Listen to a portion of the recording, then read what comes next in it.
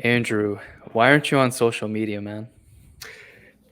It's important to be actually present with your friends when you're talking to them, right? Like texting your friends is different than, talking with them and occasionally being silent with them and just walking. Hmm. Um, so yeah, I try and minimize the time I'm actually texting people when. Well, you made my job a lot harder preparing for this interview because I couldn't find you anywhere. You're not on Twitter, you're not on Hmm. Hmm. Facebook, you're not on Instagram, but I did find you though, and I didn't prepare you for this. I'm gonna share my screen with you. I'm gonna show you a photo album Oh, titled "About Me." It's 5 pictures. Are you ready? go for it.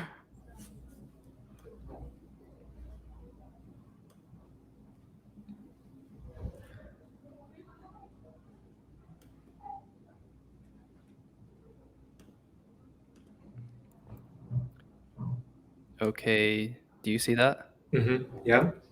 So we have 5 pictures. This looks like it's from 2018, right? Yeah. About Me, About Me Assignment for Photography Hmm. by Andrew Ternet. Um, so here are the 5 photos.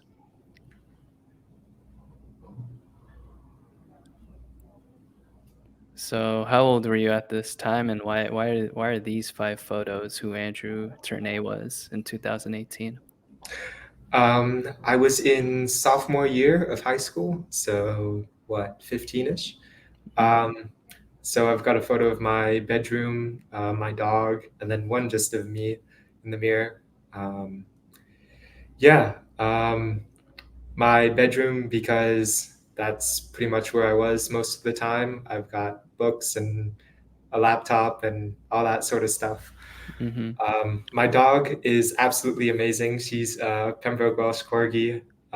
She yeah, she bounces all over the walls. Yeah. Yeah, I've also got like cookies and Lord of the Rings book. I've got a big sweet tooth, if you don't know. So, and What's your sweet tooth item of choice?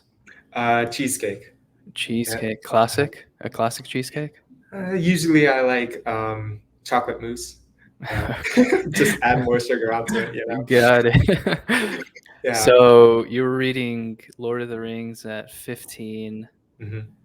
Um, how'd you get into that?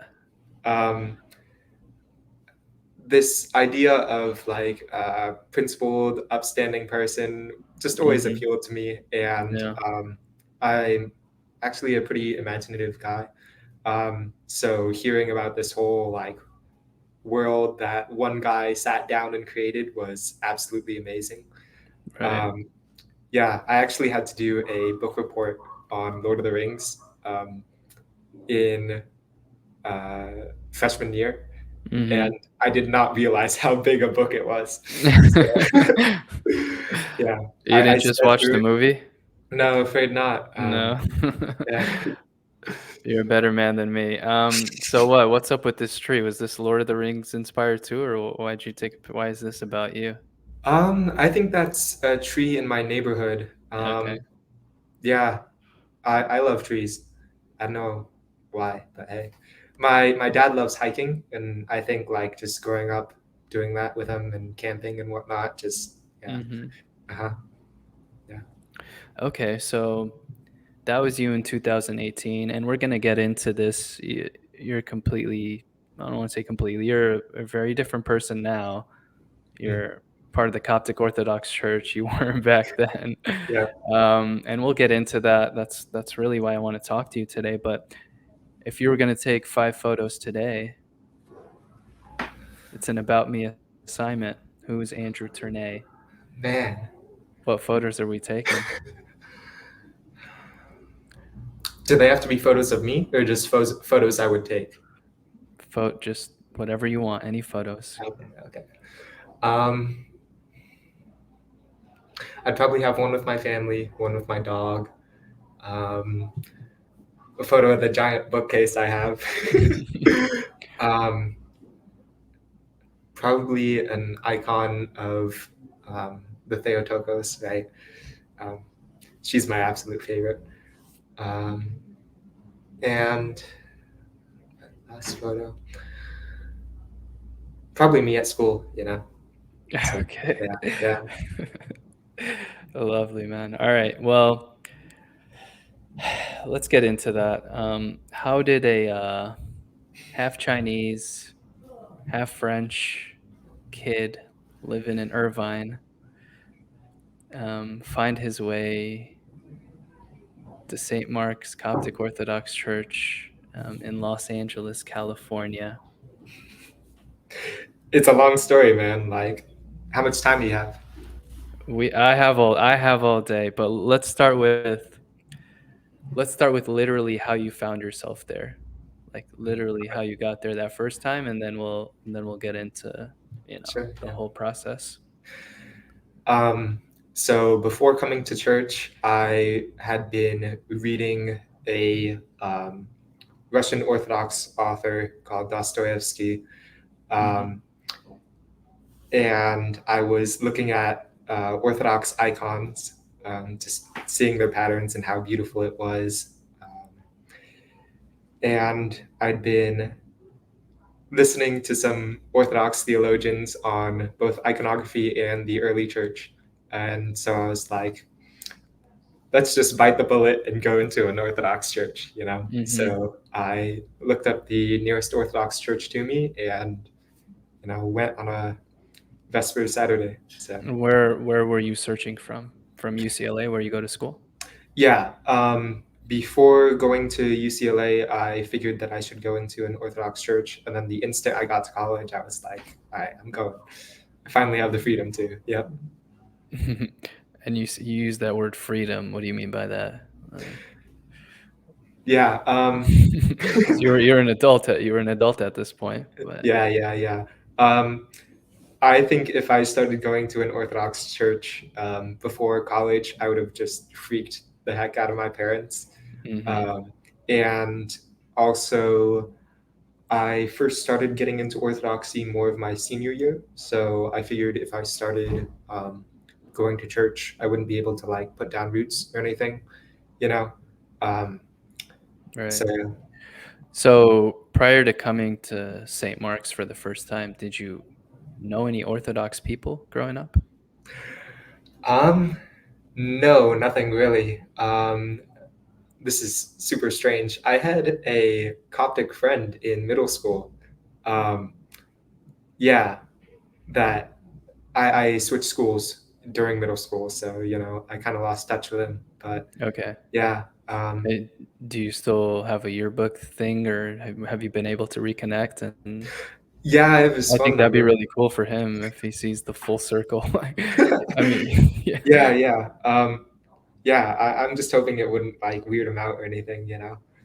But yeah, I've got his phone number. I should Well, probably you're call not on social media. You will never find him. So I'll do it for you, man. Give me his him. name. I'll find him. All Coptic people are like, how it's like 6 degrees of separation between Mm, normal mm, like mm, everyone. It's like with Coptic people, it's like two. So mm. it's like it's like, oh, we have the same cousin. Mm, mm, Um, mm. okay, so I want to talk a little bit about kind of one of the critical formation periods in your life, and this is something that I think a lot of people can relate to. And you mentioned earlier you switched middle schools, right? Yeah. Um, Talk to me about how that switch kind of impacted you, and you were telling me earlier that you had to deal with depression during that time. Mhm. So Yeah. what was that experience like? So seventh grade, I switched homes. And because of that, we landed just outside the edge of our school district. So I had Mhm. to switch to a completely different school in eighth grade. And for me, it was like a huge change. I had pretty much the same friend group up through elementary and then into middle school and whatnot. And then going into your last year of middle school, just not knowing anybody was a complete shift. And my parents both worked all the time. Um, and Mhm. there was no like whatever after school care or anything. So it's pretty much just like sitting by myself for 3 hours after school, you know. um, so yeah, I ended up with a lot of alone time. And when you're still growing up, um, it ends up being pretty like isolating, you know. Um, so I got like really depressed. Um, Describing how that's like, it's like nothing pops out at you anymore. Like, because everything was so just foreign to me, um, and it seemed like there wasn't any way to like actually interact with my environment. Mhm. Um, Things just seemed like bland, just bland and annoying. Um, so yeah, my grades started slipping, um, obviously. And because of that, my parents were like, okay, we have to do something. And so they sent me off to see some therapists and whatnot, um, just to try and get it all sorted. Um, they also, uh, after middle school, they sent me to a Lutheran high school, um, just because Lutheran private high school, just because it'd be like a smaller class size and the teachers would be more involved and whatnot. So, yeah. And the formula worked, the therapist, the private high school, and you returned to being a straight A student, I imagine? Yeah, pretty much. So Yeah. parents were happy, Mhm. everybody was happy, but were Yeah. you happy? Um, it Depression sticks with you. Mhm. Yeah. It certainly got better. It part of going to a Lutheran or religious high school is that like when you first go in, nobody knows anybody, right? So Yeah. it's like we were all on the same playing field, so it was really easy to make friends and whatnot. Um, and the teachers being more involved also helped me like get acclimated to the environment and whatnot. So yeah. uh Did it teach you the importance of, like, community at that point? Or Yeah, yeah, did you definitely. feel like that was what was helping you get out of it? Like Yeah.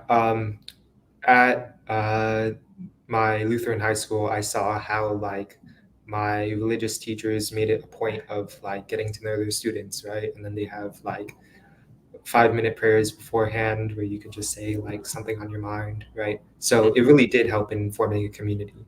Um, I also got somewhat interested in like psychology and sociology, right?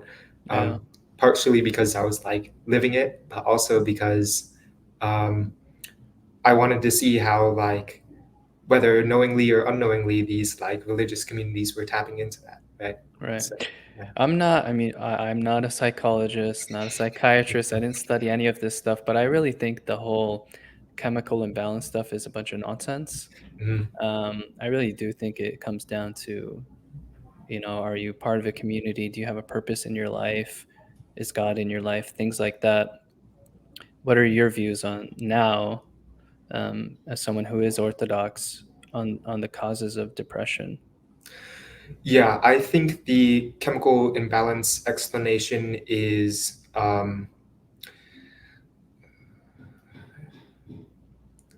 it's like a concession, because most of the time when we talk to people and they have something wrong, we don't say, "Oh, it's just a chemical imbalance," right? Mm, Most of the time, we actually try engaging with that problem, getting to know the person, right, seeing what's wrong with their life, um, and the chemical theory is just a way of grouping all of um, this problem and how it can possibly be treated into one coherent theory, right? mhm, Um, and the way that's practiced with prescribing medications and whatnot is less clean than most people think, right? So sometimes you'll be put on one medication, they'll see how it goes, and then they'll take you off. Sometimes they'll prescribe multiple, right? Mhm. Um, and whenever that happens, there's always side effects and whatnot. Right. So it's not the best. Yeah, well, for me, I think, like, you know,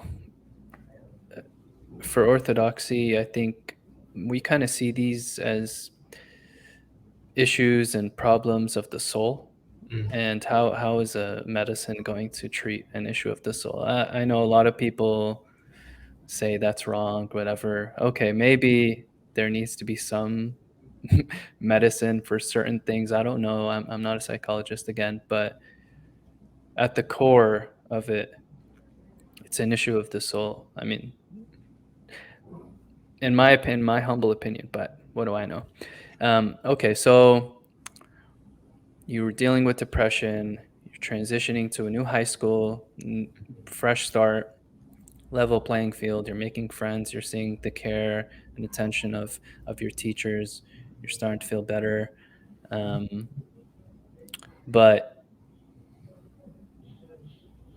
it seems to me that there's like a curiosity about you, and something catches your attention, and you kind of just keep going with it. What happens? What was that watershed moment in high school, um, for you?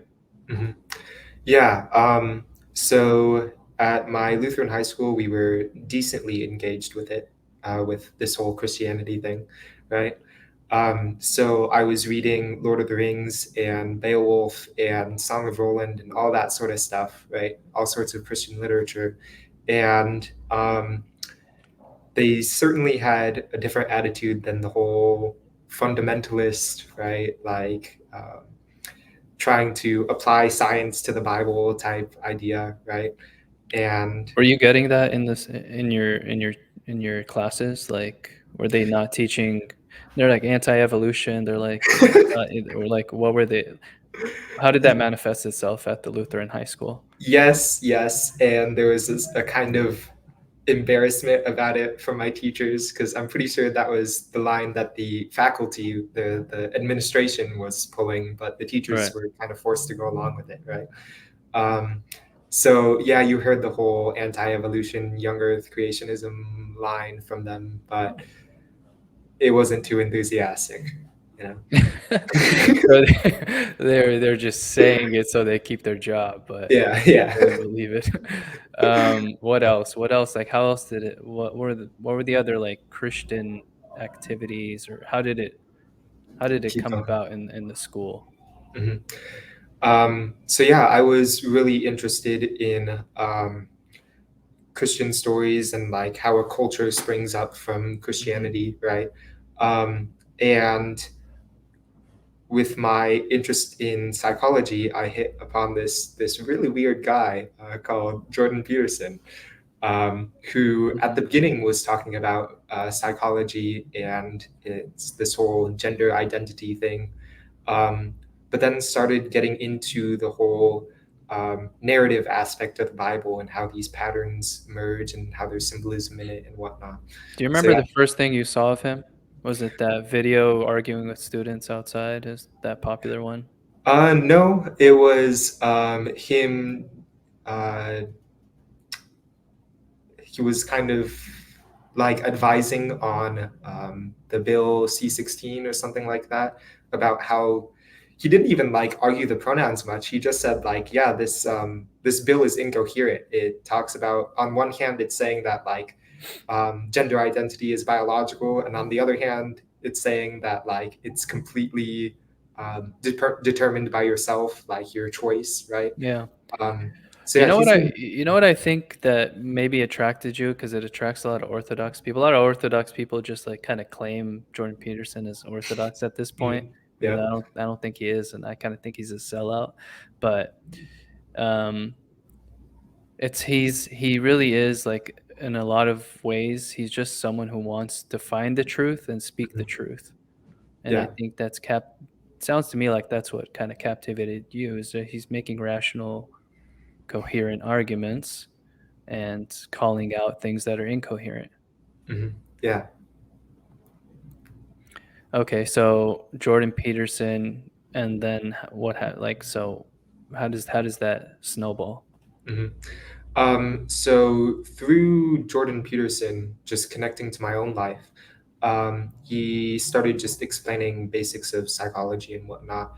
Um, this idea of salience, right? That things pop out in your vision, which helped me in my own life because it helped put into perspective like what my depression was, right? Um, there's certain things when you're depressed, like I talked about things seeming bland and like foreign, right? Like it even affects your vision, your way of life, right? Like you'll lay in bed and just like not want to get up or do anything, and you'll just be like stuck there. Um, it'll take effort to like do things and to even like see the purpose of things, right? Hmm. Um, yeah. So he was helping me with my own life, and um, Can you describe that concept of salience a bit more? Or what gotcha. is salience? So salience is like the importance of things in your perception. So it's how things like pop out at you, right? So a good example is you stand at the edge of a cliff, and you're Mhm. looking down, and you just get transfixed. You can't stop staring, right? Um, and it's not like you're walking up and you think, oh, there's a cliff there. I should be careful. It's just it grabs, right? Right. Um, yeah. And so when things are not things that should be grabbing you to some extent aren't, that means you're kind of in a Yeah. state of depression. Yeah. Yeah. Got it. hmm Um, do you think it's important for people to go through a period of depression to understand what salience is? I mean, because in a way, if you go through a period of depression and you come out of it, I think in a way you can appreciate life a little bit more. But we all try to avoid depression, right? Who wants to be depressed? I don't want to be depressed. I don't want to be depressed.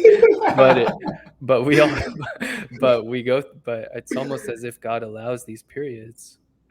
Everybody's gone through depression. The Yeah. prophet Job went through a period of Yeah. depression. Um, what do you think? Yeah.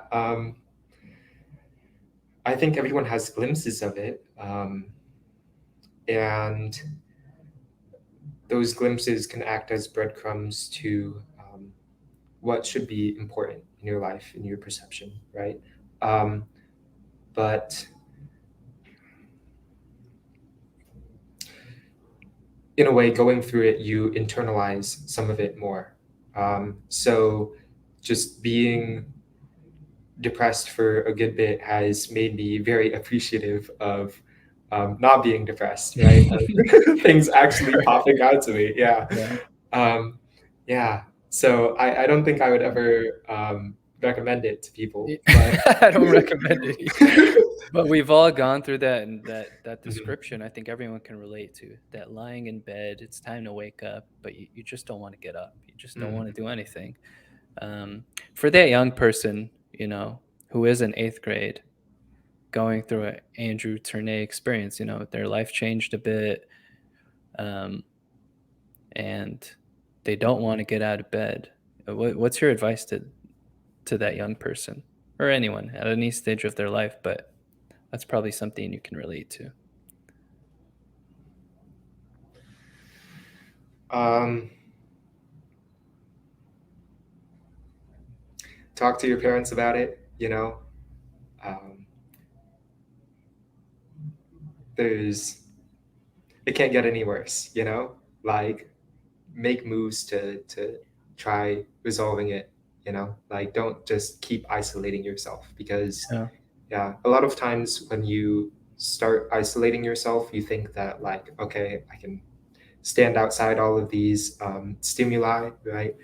Um, and I can start just acting normally a little bit in my own personal life and then slowly take it out to the world. Um, but when you start isolating yourself, you also isolate yourself from all the good things, right? From your support systems. So just make little moves, right? Talk to your parents about it. Um, and then, yeah, it'll go from there. Yeah, great advice. I think a lot of young people don't talk to their parents enough. I know I certainly didn't.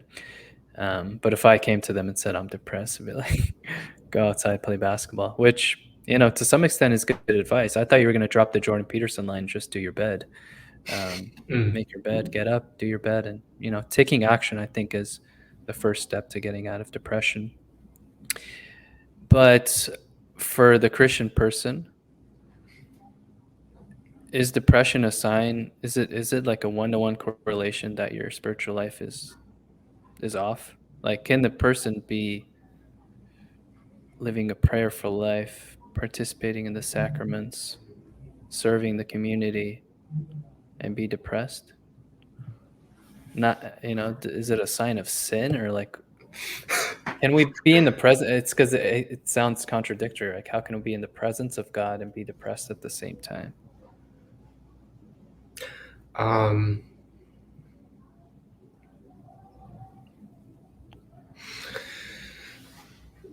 Hard hitting questions on from yeah, the you're, Pews, John. you're asking really good questions, man. You know what, Uh, man? It's um, just so people know, I never send questions in advance. It's yeah. all it's all off the fly here. Uh-huh. Yeah. So there's a certain aspect of depression to religious experience, right? Because depression, as I talked about, is a loss of salience. Things don't seem important to you, right? So in a certain manner, when you start participating in church life, some things stop seeming important to you, right? Um,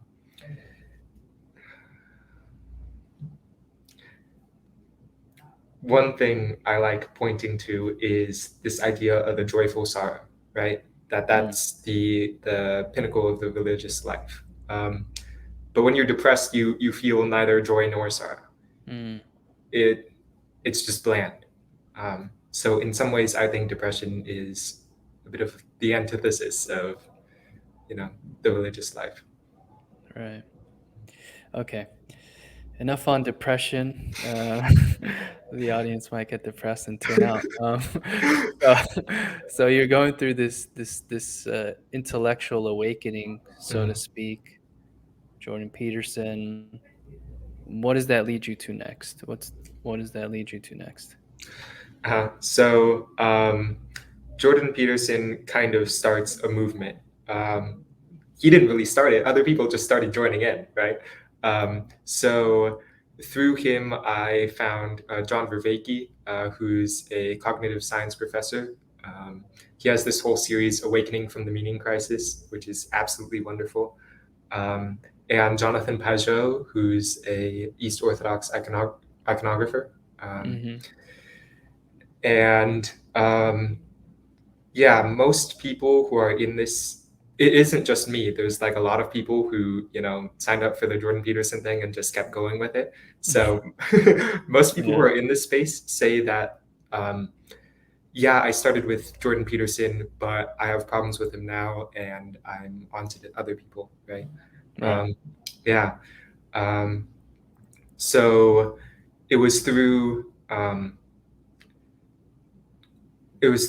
Jordan Peterson that I met this other community, and Now, were you interacting with people in these communities, or were you I just consuming the content? I still do. Just last week there was a conference in Chino called "The Quest for a Spiritual Home." 3 days. Some people camped. Some people stayed in hotels. Absolutely wonderful. What is the community like? Is this So the like online forum? Like, what? How did you like? What did you get into? Were you just making comments on YouTube channels and people were responding? Like, how I did how mean, did this start? it started off online with the whole Jordan Peterson thing, but because we've talked a lot about embodied knowledge and being present and not just living in your head all the time, it's gone out into real space, right? So there's I've met a lot of people in my area who are part of this community. There's this thing called Estuary or whatever, pretty much like Sunday school small group, right? Like our young adults meeting, except not everyone's Christian. You propose a topic and then people will like vote on it or whatever, and then you just talk about that. It's like Yeah. yeah. Um, so But yeah, when you were in high school, were you a part of any community at that time? no, I was just Okay. listening So you were just to it consuming the mostly. Yeah. content. Uh-huh. And so what was the first community that you got into? Mhm. Um, so the first community I got into would actually be like the Orthodox Church, like um, I was at the time I started attending church, I was reading Dostoevsky, who was an Orthodox writer. I was looking at Orthodox icons. I was listening to Jonathan Pageau, that Orthodox iconographer. Um, and then I was reading about the early church and whatnot as well. Um, so yeah, um, And all of that you kept to yourself until you first went to St. Mark's? yeah, pretty much. I think it Really? surprised my Wow. parents a lot. Did that feel like a burden? Like you're exploring this brand new thing, but you're doing it alone? Like, did you wish you, like, before you came to St. Mark's, did you like, It wasn't a burden because I was glad to do it. Like right? at first I thought this whole cultural Christianity was dead. Like, Mm, who else knows about like, well, Lord of the Rings is very popular, but like the stuff it draws on, like Song of Roland and mhm, Beowulf and all that sort of stuff, I thought was just like buried. You know, but seeing Orthodox icons and how it continues to this day, and like the Orthodox Church and how sacramental it is, was absolutely joyful to learn about. What is it about Dostoevsky that, really drew you in? Okay. Dostoevsky, they call him the first existentialist author. He will, the way I like to describe him is that most people make straw men of the opposing side and then they push it over and claim victory, right? Dostoevsky makes them into men of steel. He'll give everything to his opposing argument, and then through his stories, will Mhm, try and poke at how his worldview interacts with that. So, if you want an example, there's in Crime and Punishment. There's this broke law student who had to drop out halfway through because he has no more money. He's living in a city far away from his family. His family are like broke, they're destitute. They're like becoming spinsters, right? His mother and his sister. mhm, Um, and he's pawning off the last of his possessions to this like greedy pawnbroker who's the only one in the city. So she charges like really high rates, right? And she doesn't even do anything with the money. She just keeps it in like a store box below her bed. Um, and so the law student says, well, this pawnbroker, she's not doing anything for society. Um, and I I'm out here about to be broke and destitute, and my family will probably have to go into poverty and perhaps like prostitution. It'd be better if for everyone if I just killed the pawnbroker, took her money, and then made my life better. right. Utilitarian Yeah, kind of exactly. concept, right? Uh-huh. Yeah, so that's the first third of the book. The rest is just what happens after, and it's absolutely wonderful. Um, Dostoevsky, he describes desperation better than any author I've known. Um, yeah, there's What's the conclusion of that? what's the conclusion? What does he end up doing, the You law want me to student? spoil it? I mean, it's a good book. It's Well, okay, well, amazingly easy to spoil it. The what about the conclusion. conclusion made you feel that Dostoevsky is onto something here? It wasn't That just the conclusion. It was like all throughout. Mhm, So in this is going to be another tangent. But in AA, Alcoholics Anonymous, they have this book called The Big Book, written by alcoholics, just going through the 12-step process. It's a narrative and it's like a prescription for your way of life. And it's really helpful for alcoholics because they feel like here's someone who's experienced this, and here's how he's describing, how he got out of alcoholism, right? It was the same thing for me and depression with Dostoevsky. Um, so just the whole thing, Got it's it. absolutely Yeah. amazing. Yeah. He has this line in one of his books that beauty will save the world. Yep. You heard that line? Yep. What do you think he means by that?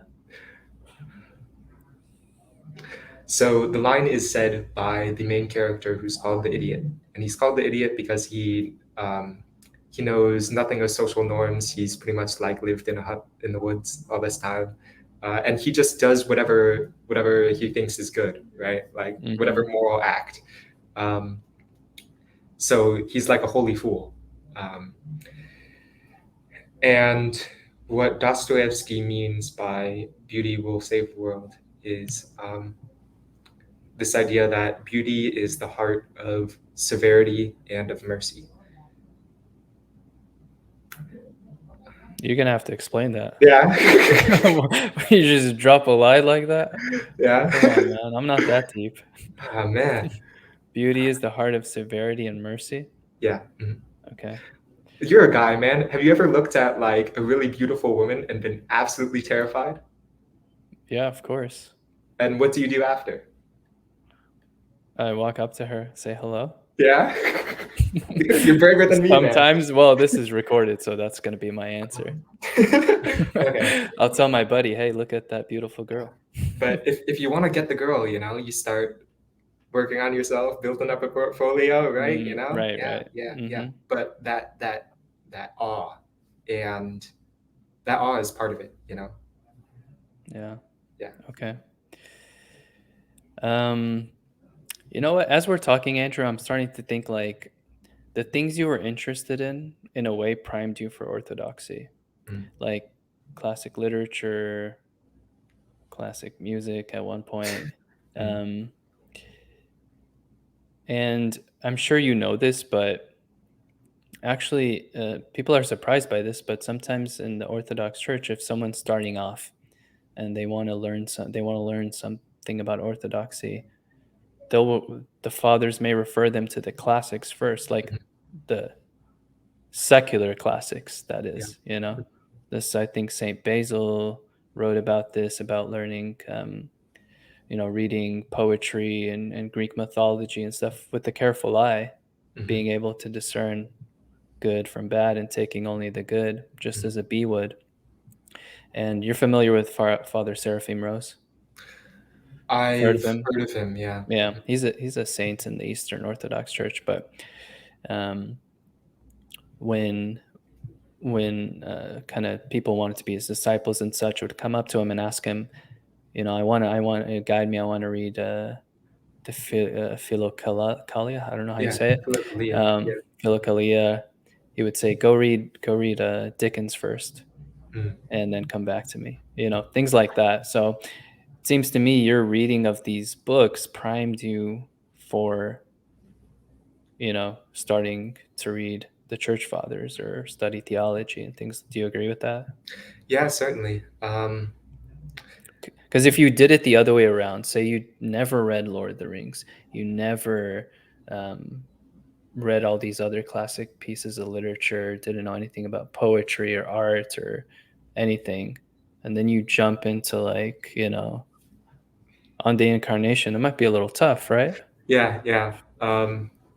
Yeah, a lot of what Protestants do is just quote mine, right? Like, oh, I want a biblical topic on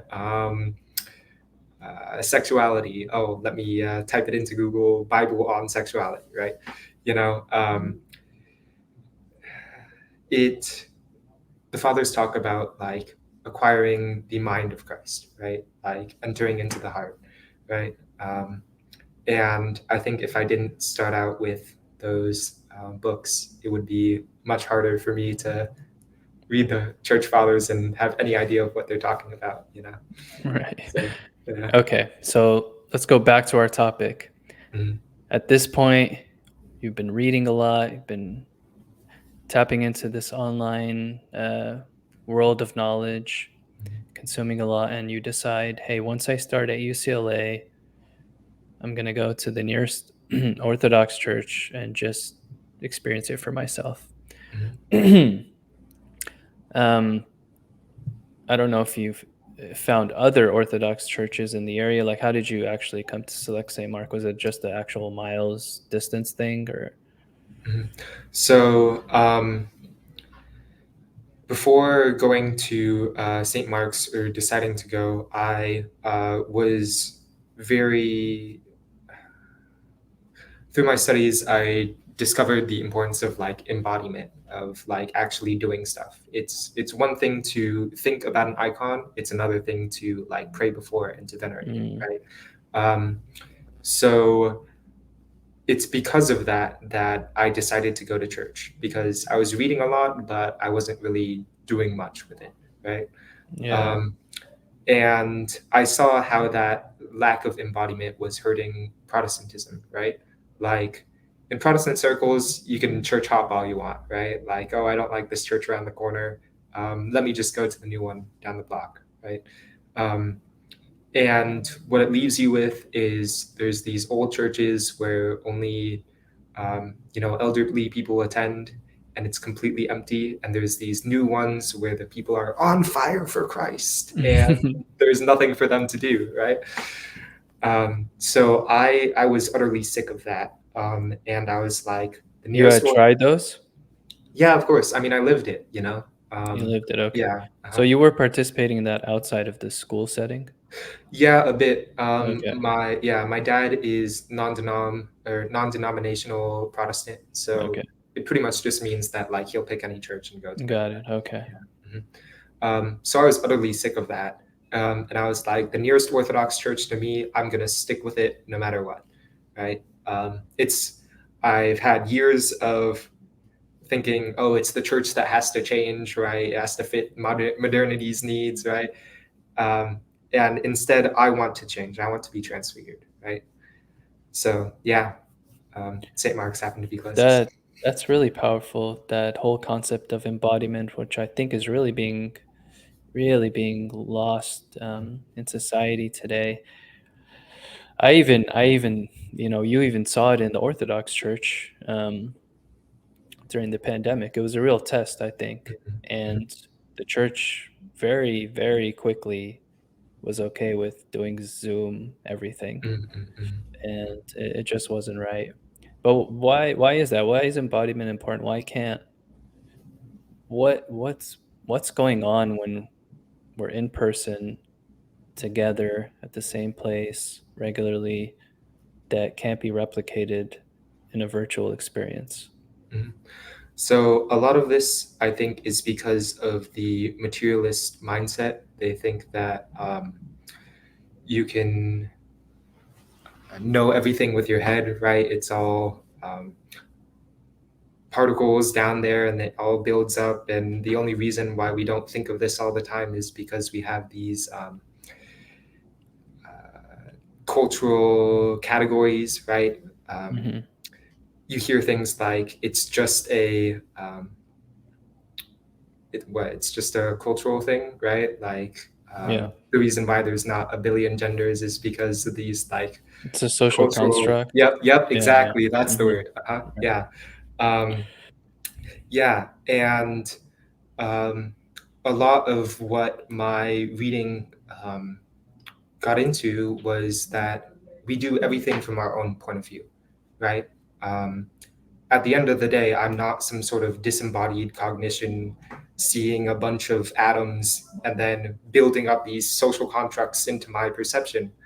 I'm a human being who has inherited a human salience, right? Some things seem Mhm. important to me, some things don't, and that's because I'm human, right? Right. Um, and our so realizing that our cognition is embodied was a watershed moment to me. Yeah. Yeah. Um, Why does church hopping undermine embodiment though? because you stop putting down roots, right? Instead of like working through things, struggling to make connections and whatnot, you start thinking, oh, if this doesn't work out, I'll pop over to the next one.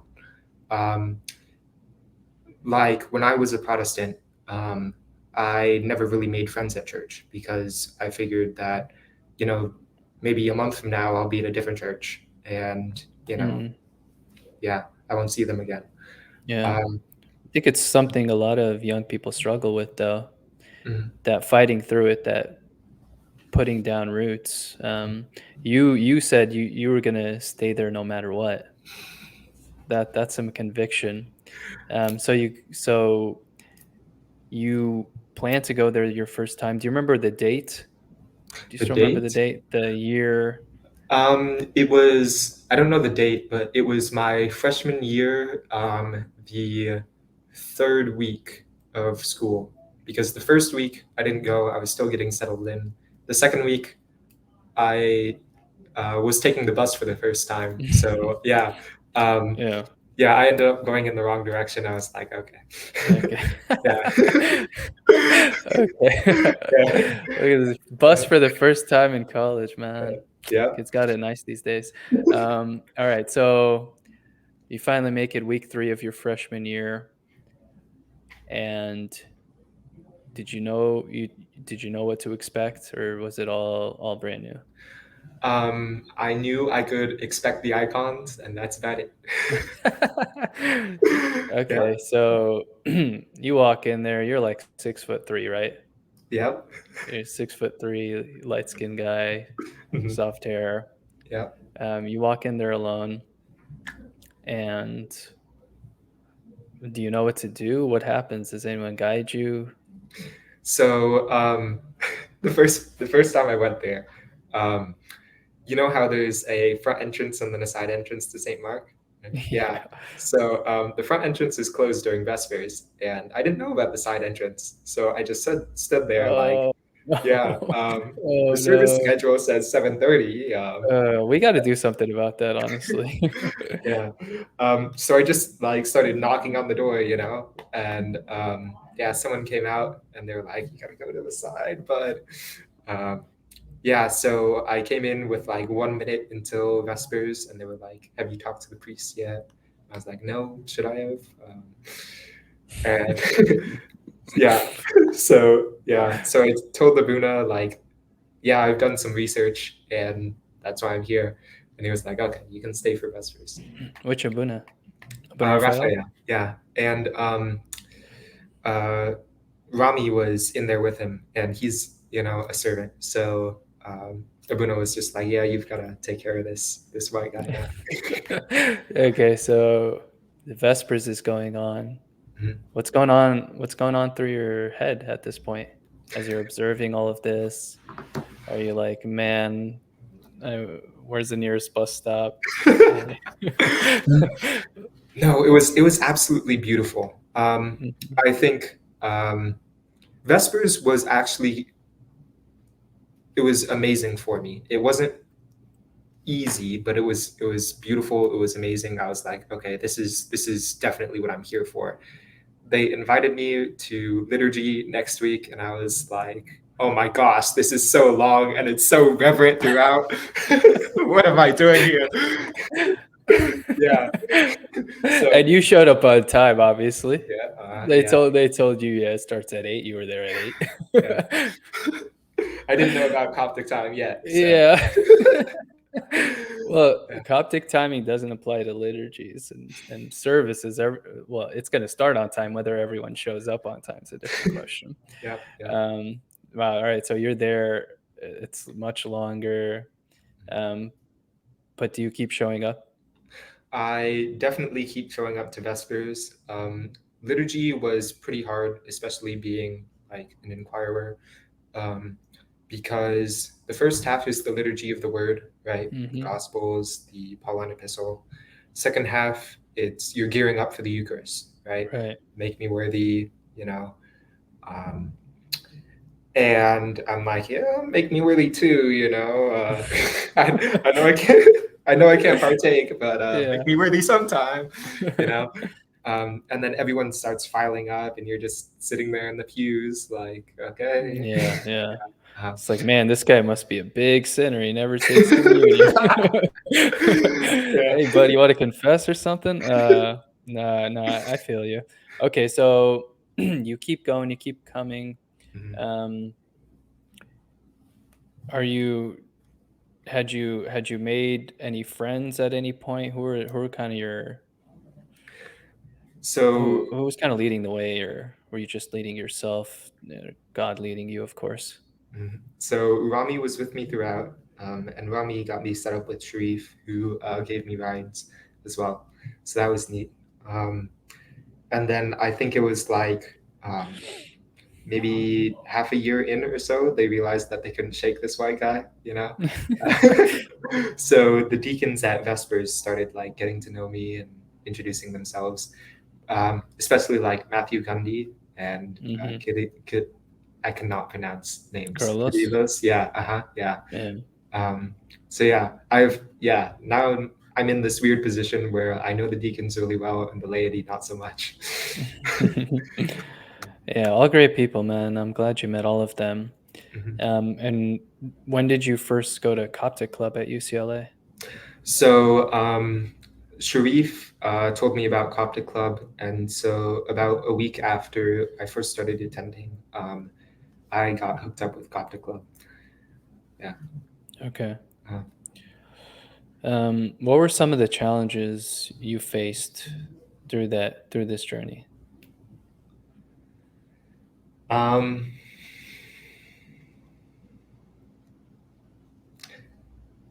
I mean, being a catechumen and going to Vespers most of the time instead of liturgy is a bit of a challenge because um, it's a challenge with transportation, right? Like, uh, I didn't get a ride from anyone going to Vespers. And I think everyone at the beginning was thought I'd like be out of there in like 3 months, right? So they kind of just Mhm. like held off, right? Um, and there's also the difficulties of like it being a cultural thing, right? Like what's drawn me towards your church is that, hey, Christianity has seeped into your culture, and you have like the feast of a resurrection is actually a feast. Um, and not being a part of that culture was definitely a hard thing. Um, Mm. yeah. So, you What know, do you think, now you're in this position, and I'm sure you do it for the next person who's inquiring. What could we do better? Me, you, anyone else who's in the church, for people who are inquiring, to help them in that path? Because there's kind of different approaches. Some just like to leave them and let them find everything to on their own and develop on their own. But maybe there should be a more hands-on. Like, what's kind of, from your experience, what would you have maybe wanted, or what do you think could help someone else? um, so one thing is just talking to them on the first time, like this whole like figuring out your journey, right? Like what got you here in Protestant churches, that's like day one of meeting someone. Hmm. And yeah, it's kind of been a year for me to get there. So yeah.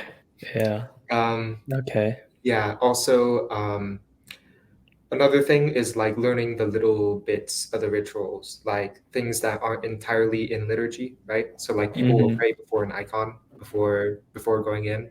And for Right. me, it was like kind of awkward to do that because I've got no idea if I'm doing this right. There's candles there. I don't want to burn Mm. down the church. So Um, if someone was to see you in church, and they came up to you and said, "Hey," and they started guiding you, would you have welcomed that, or would you have yeah, been of like, course, "Hey, man. just give me my give me my piece"? Um, I mean, your your your prayer life isn't individualistic, there's a reason why they call liturgy the work of the people. It's because the people. Beautiful, Yeah. beautiful, Uh-huh. beautiful point. Yeah. I feel, yeah, wow. Please elaborate. You can't just leave, especially when they're first entering the church. You can't just leave them to their own devices because Yeah. there's so much there, and there's so much that, like, I don't know how to interact with it. Yeah. Um, yeah. So I think. It's a very important point, Mhm, that we're not during liturgy, we're not individuals just mhm, gathering at the same place at the same time. yeah. There is a unity that has to be there. So we are literally one body.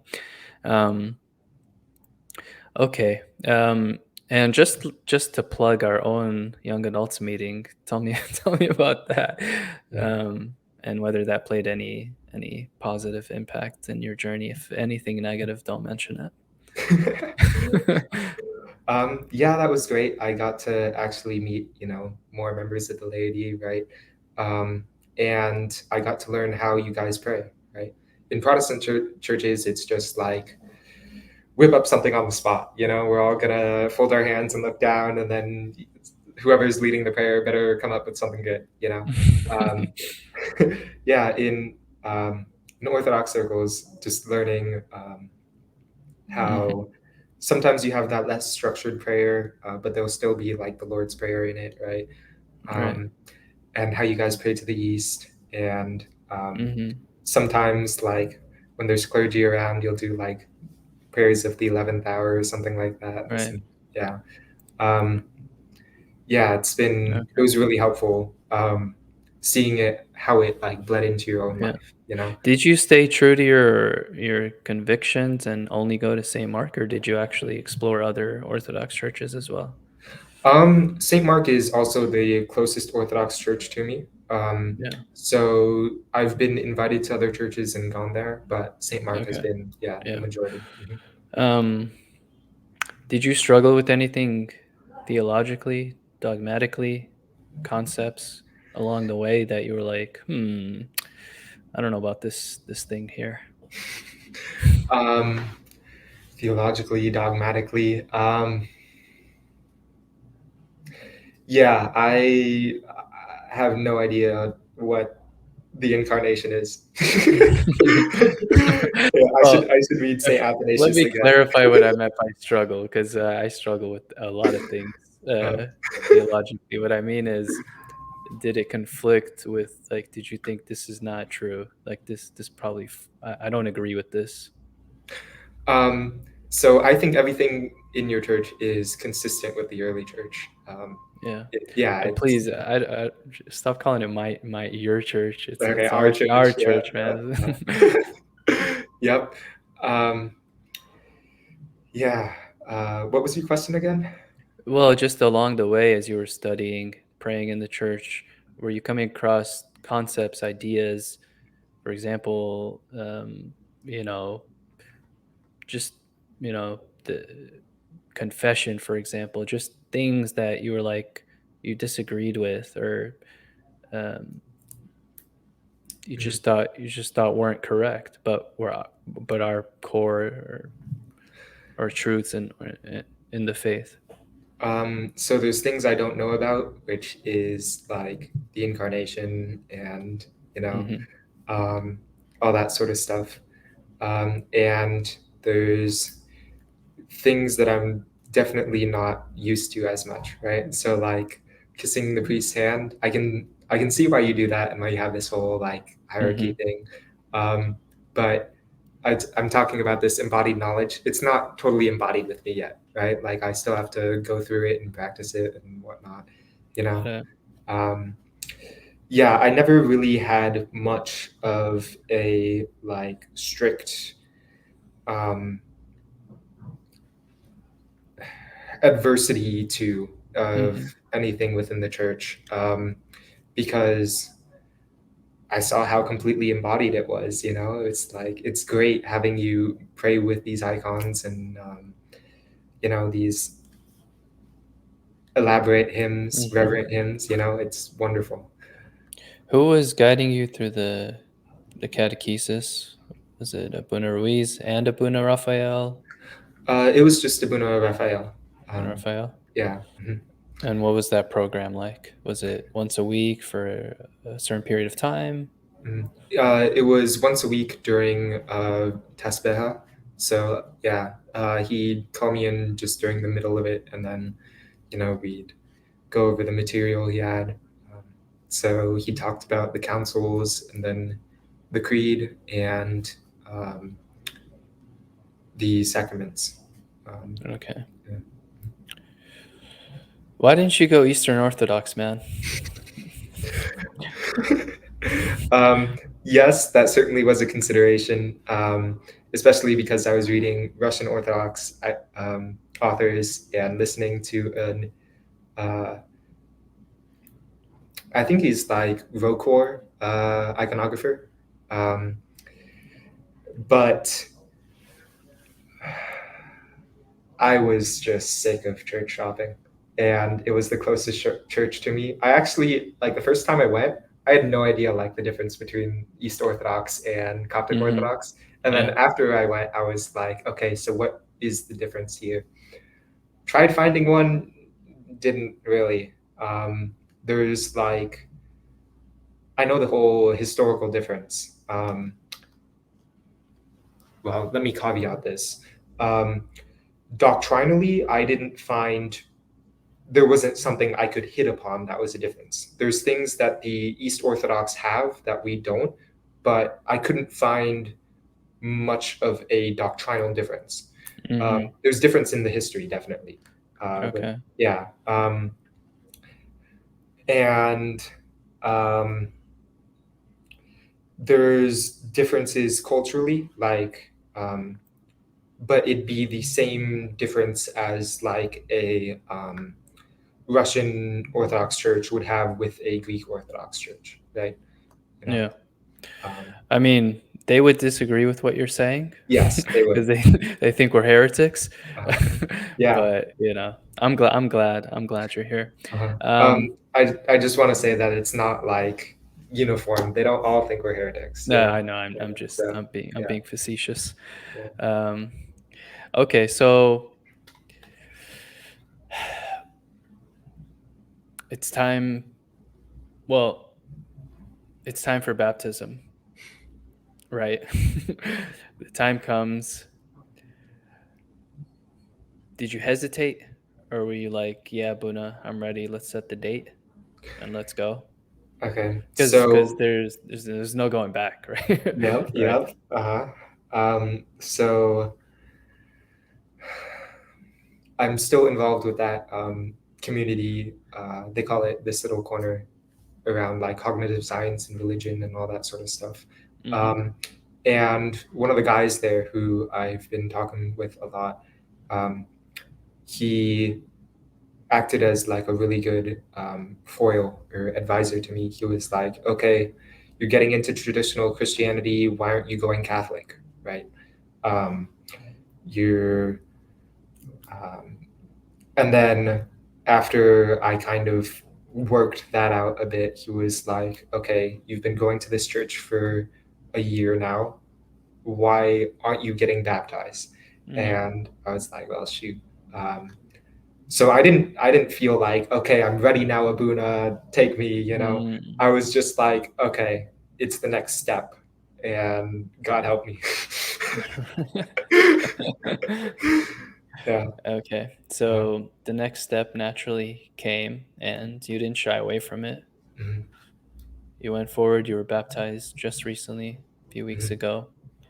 Does life feel different? Does anything feel different, really, after baptism?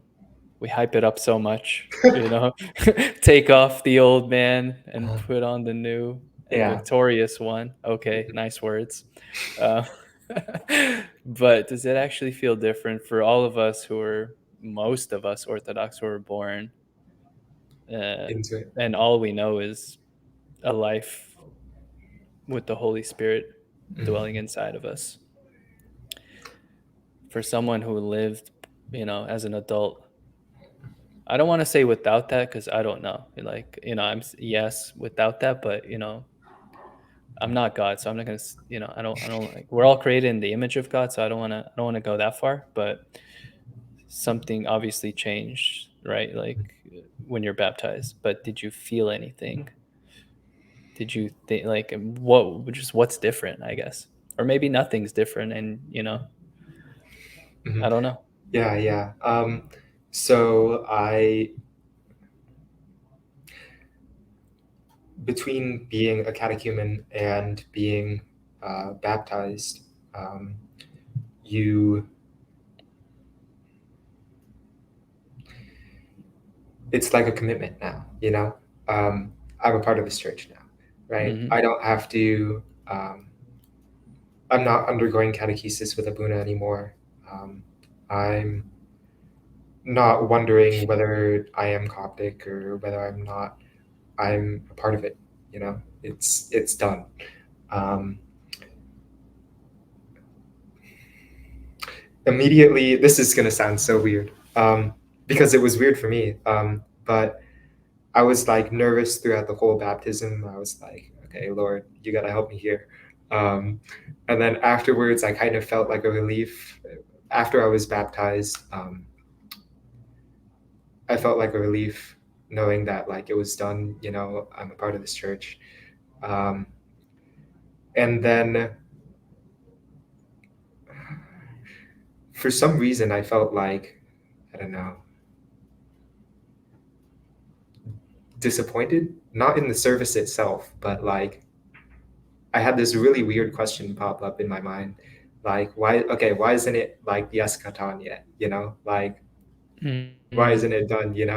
Um, and I had to remember that like um, disappointment is like a breadcrumb that can lead to more, right? That this whole baptism thing wasn't like okay, it's finished. It's like Right. there's a Mhm. commitment. Yeah. Yeah. Um, And in Orthodoxy, which is different than Protestantism, the concept of daily baptism yeah. is present, right? So it's a sacrament, but that something mysterious happens at that time, but it's not over, Mhm. right? But that takes a lot of wisdom, and I think, and a lot of discernment, and to be able to kind of grasp that and comprehend that at your age. So, uh, you know, Don't flatter uh, me too much, man. yeah, yeah, well, I won't. I I gotta be won't. disappointed a little bit. Yeah. So, glaringly missing from your baptism were your parents. Mm. Why weren't they there? Did that disappoint you?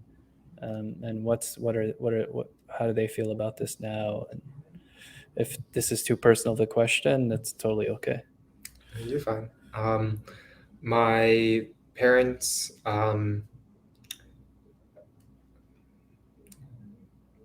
I don't know. I don't think they thought it was as important. Um, my mom's. I told you, my mom's like atheist or whatever, and my dad is Protestant, and in Protestant circles, it's not so much like a single thing. Hmm. Um, Yeah, like when I was born, my dad baptized me both Catholic and Protestant. So like the Mm. whole one baptism thing was immediately out the window. Um, yeah. So he was just like, okay, you're getting another baptism. Cool.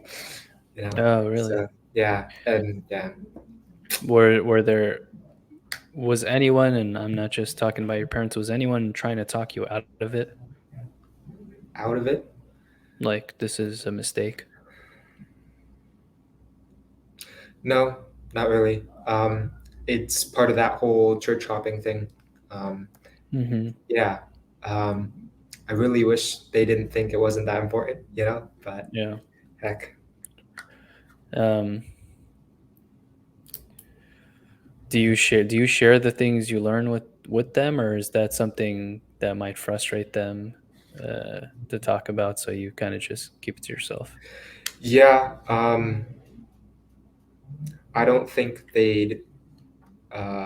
You talked about how like I had to read Dostoevsky and get into all this idea of embodied knowledge and whatnot before I got into this stuff. They Mhm. haven't done any of that whatsoever. So I don't think if I talk to them, I don't think they would get it much. I think it just frustrate them. Um, yeah. So when I'm back home for the summer, um, yeah, I kind of tone down the orthodoxy. Well, does that sadden you? Does that sadden you, like, that it seems that orthodoxy isn't that accessible to your everyday person, or is it just that's by or is that just a reflection of the culture we're living in, that they're so far gone from truth and depth and patience and all these kind of things that they couldn't be bothered. um, yes, it saddens me because I, the first time I told my dad I was going to Orthodoxy, he was like, "What? But that's like Catholicism." And I was like, "Oh my gosh." Yeah. Uh, yeah. Yeah. It saddens me because this whole, this amazing religion that just bleeds into cultures and makes them absolutely wonderful. Like you guys are tight knit as heck, you know, um, just wasn't known to me or at all when like I didn't have a culture. You know, my dad's French and my mom's Chinese. Like if I Mhm. even if I chose one of those, I would be like alienating another parent, right? Mhm. Um, and when I moved schools, it was like, okay, I'm going to the same church and I still don't know anyone at school or at church, you know? Right. Um, so yeah, of course it saddens me that people don't know about this form of Christianity that's absolutely beautiful with wonderful icons, hymns, you know, good food as well, amazing culture, good people, you know? Yeah, of Yeah. course it saddens me, man. Yeah. It saddens me too, and I mean, that's it's just something we have to be better about sharing with our friends, our neighbors, and everyone that God puts in front of us. I don't think it's coincidental.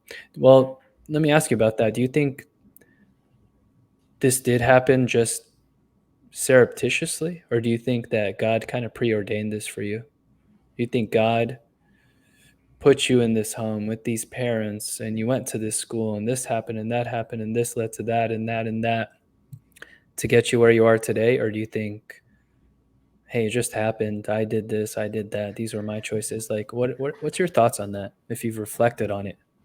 Um, yeah, I think, um, yeah, there's this idea that God ordains all things for the good, right? I've got no idea if that idea is right, but I've, yeah, I've seen how one thing has led to another. How my experiences in my youth led to me discovering all this stuff, and how it has enriched my life. Um, I think it's a bit arrogant to say that God did it all, you know, but yeah, Hmm. it's a possibility. Yeah, I guess we don't really know. um, why do you love the Theotokos so much?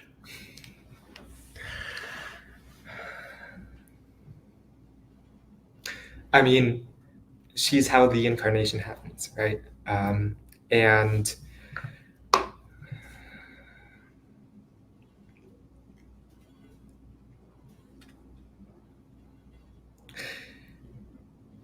it's like a good analogy would be like you have this wonderful icon and it's just sitting there. But when you pray with it, it becomes a window into heaven, right?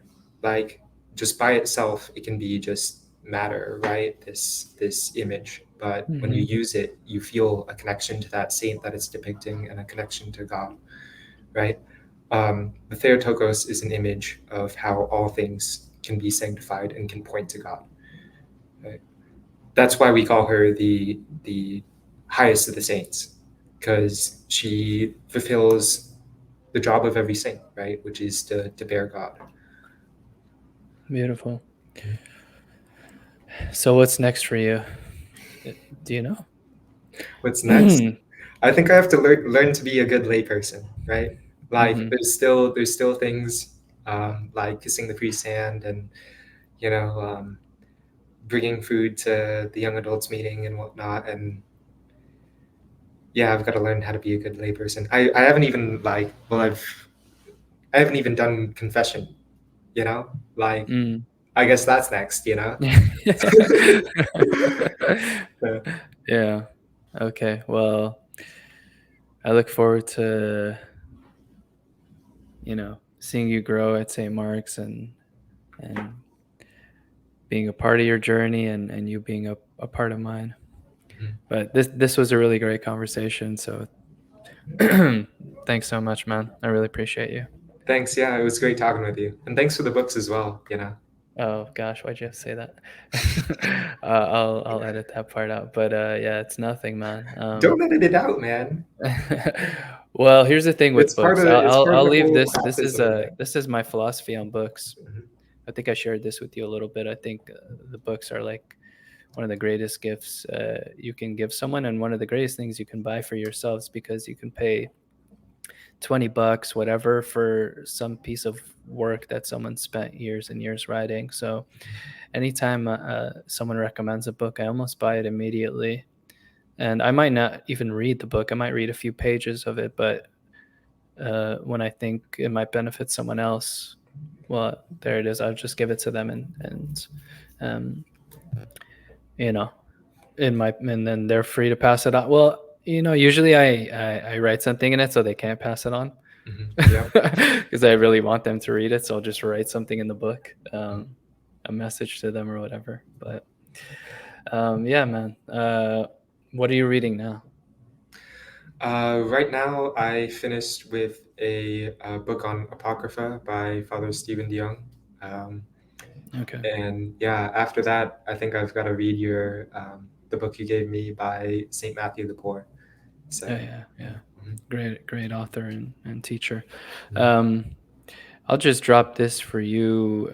You've heard of probably Father Andrew Stephen Damick. Yes. Uh Yeah, huh. yeah, yeah. He does a lot of Lord of the Rings stuff, so you might want to look that up.